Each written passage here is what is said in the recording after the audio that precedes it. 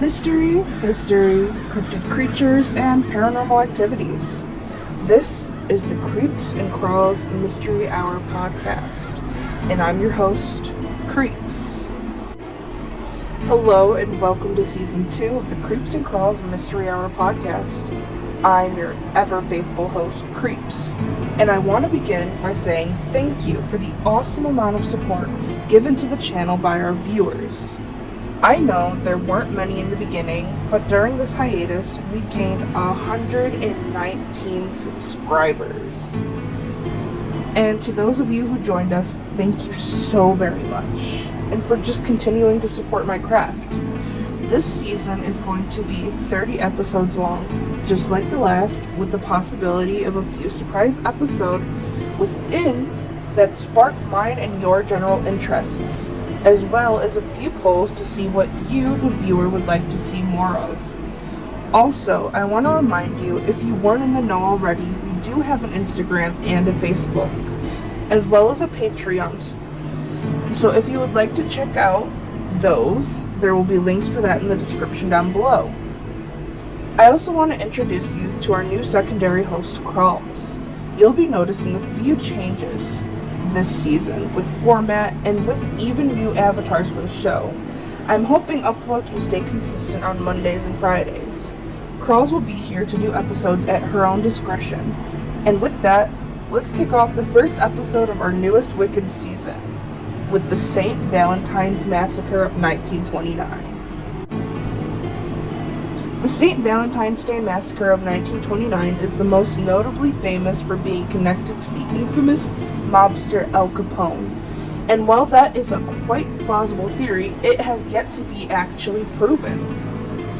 For those of us not in the know, the St. Valentine's Day Massacre occurred on February 14th, 1929, and began at 10:30 a.m. when a black Cadillac pulled up to an SMS cartage company on North Clark Street. And 4 or 5 men, 2 of which were wearing police-style uniforms, descended from inside the black car and then ordered 7 men inside the garage to line up facing the wall and hastily open fire with 2 Thompson submachine guns, aka Tommy guns. The 7 men were shot with a total of 70 bullets. Moments after, the 5 men walked out of the garage, hands up, and were moved along by several police escorts and were driven away.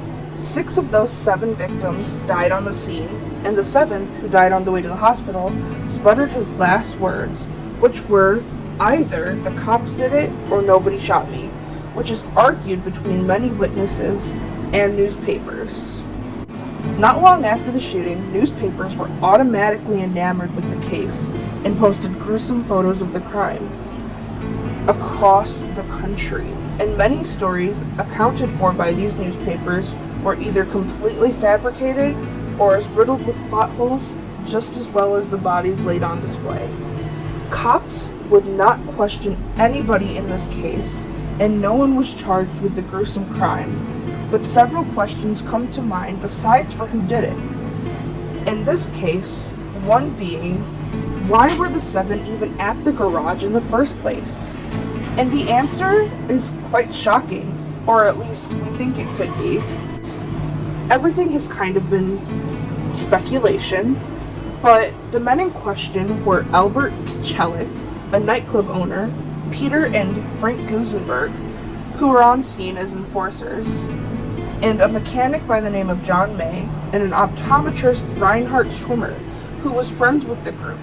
And also, these men worked for a man by the name of Bugs Moran, but we won't get to him till later. The main belief goes that these 7 were at the garage to pick up a hijacked shipment of whiskey, or at least getting ready to head up to Detroit to get more. But evidence suggests otherwise. All the men were in very classy suits, and may have been there for some sort of business meeting, and may have complied lining up, thinking that the men yelling for them to were corrupt cops trying to put on a show. It was not a robbery either, because when found, each of the men had thousands upon thousands of dollars on their person, ruling it out as a motive. But according to certain sources, they thought they were looking for Bugs Moran, who was not there, by the way, during the shooting, but someone on their lookout had supposedly said he had spotted him, which may have been the belief as to why these men were gunned down. But all this aside, the next question was who killed them. Capone had an airtight alibi. He was in Dade County, Florida courthouse that morning being questioned by prosecutors about a different murder. Though some still believe that with a simple call, he could have ordered the hit from Florida, because he did have many motives. His men and Moran's men had exchanged numerous bouts of gunfire between them for very many years, and were both playing for control of bootlegging and cleaning operations, as well as dog racing in and around Chicago. While police did arrest several of Capone's men, they had no evidence, and the men had alibis as well.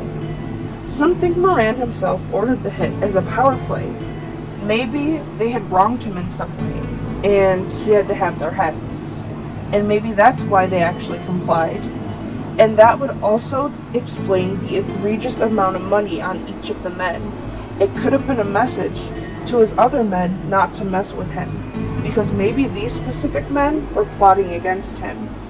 But many more theories around Capone himself exist, as well as one in a book entitled The St. Valentine's Day Massacre by Arthur J. Bialik, asserts that Capone tapped a secret St. Louis crew dubbed the American Boys to eliminate Moran. Not knowing exactly what he looked like, the gunmen went ahead and shot all 7 men, essentially in hope of one of them being him.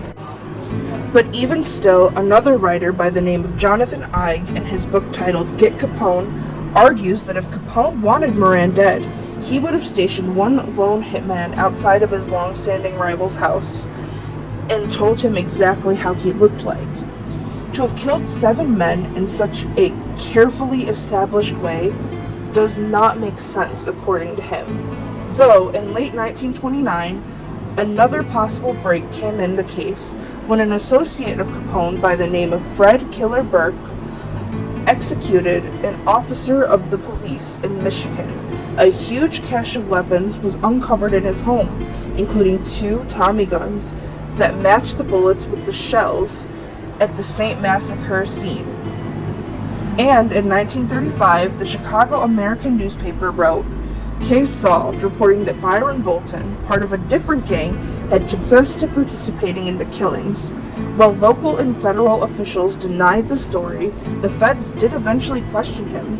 And according to the FBI files of 1936, Bolton had only claimed to have purchased the Cadillac, and it was a present at a Wisconsin resort where Capone had planned the hit. He also managed to name 5 trigger men, including Burke and the other American Boys, all of whom were either dead, missing, or present on other charges.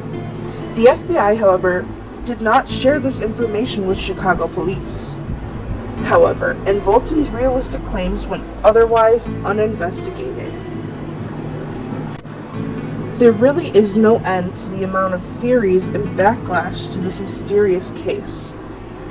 Despite Bolton seeming to have the most evidence, it's as if we still don't know, and will never know, the truth behind this egregious fight between mobsters. I kind of wish we did have an answer, but with so many stories colliding on the actual case, we may never actually know. Now, I want to say a few things before I finish the first episode of Season 2. I've noticed that many of my view count has been made up of non-subscribers, so if you could take a few seconds to sub, I would really appreciate that. Now that that's out of the way, thank you for listening to this and continuing to support me. I also want to ask a quick question.